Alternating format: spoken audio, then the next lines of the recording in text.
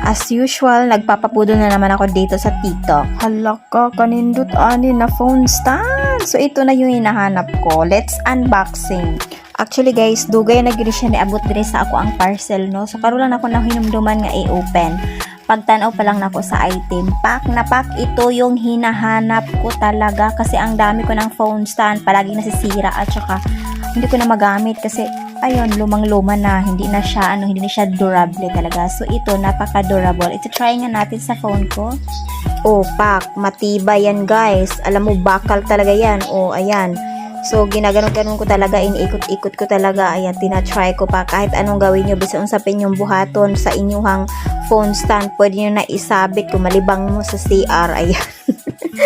So, pwede nyo na ibutang bisan asa unsay gusto nyo na porma basta mo tindog inyong cellphone. Mauna gina inyong ginapangita dire sa TikTok, guys. Perte na siya kabarat.